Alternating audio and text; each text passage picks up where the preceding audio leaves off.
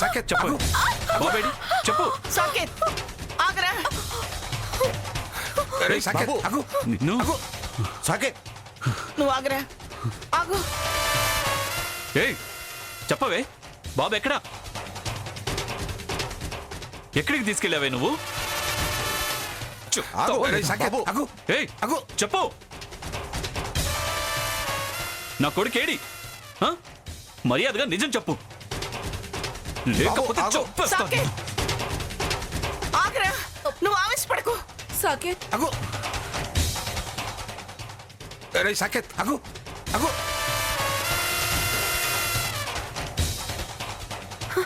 బాబేంటి, నేనేదో చేయడం ఏంటి?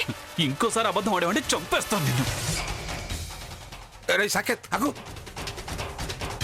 చెప్పవే చెప్పు, మహోన్నత్ ఎక్కడా? మహోన్నత్ ఏడేంటి?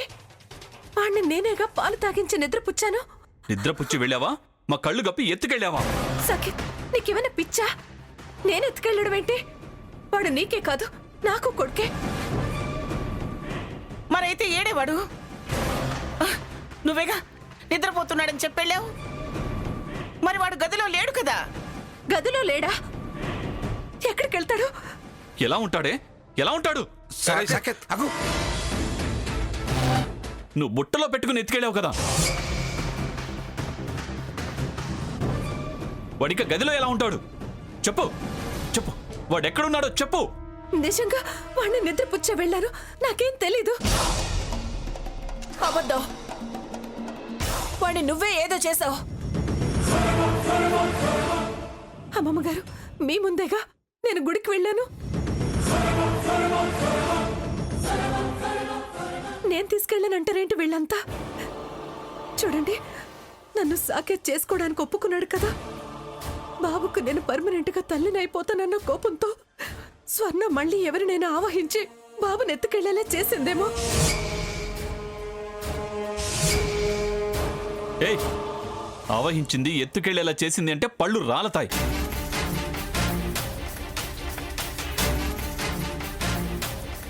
అది నీ మీద పోని నేను వెళ్ళిపోతున్నాను, హంసని బావకిచ్చి పెళ్లి చేయండి, బాబుని బాగా చూసుకోమని చెప్పిందా లేదా?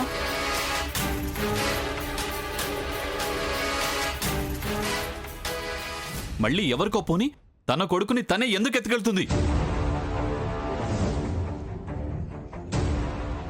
నువ్వే ఏదో డ్రామాలు ఆడుతున్నావు.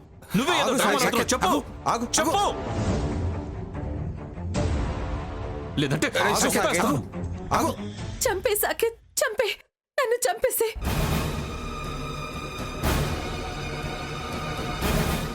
బాబంటే నాకు ప్రాణం. అలాంటి బాబుని నేను ఎత్తుకెళ్ళాను.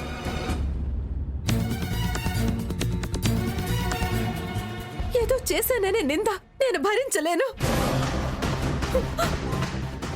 ఇందాక గుడికి వెళ్ళేటప్పుడు బాబుకు తల్లివి కాగలవు గాని నాకు భార్యవి కాలేవు అన్నావు. అమ్మా, అలాంటి వాళ్ళది నిజమైన ప్రేమ కాదు, అది వ్యామోహం.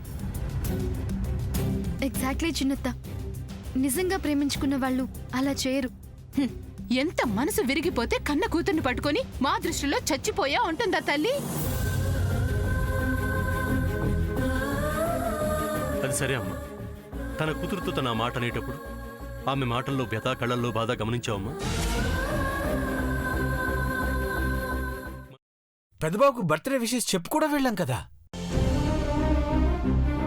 ఊరికే ఎలా కాలిపోతుంది? మంట పెడితేనో పడితేనో తగలబడుతుంది.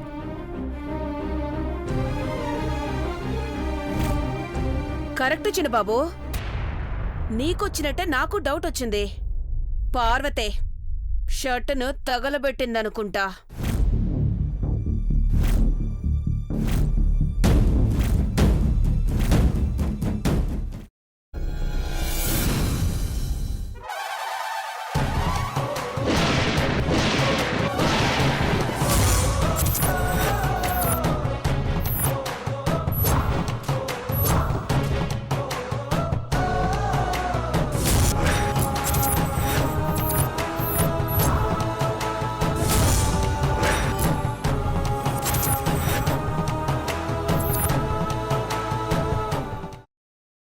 తర్వాత పొట్టు తీసేసి చాప్ చేసి పక్కన పెట్టుకోవాలి.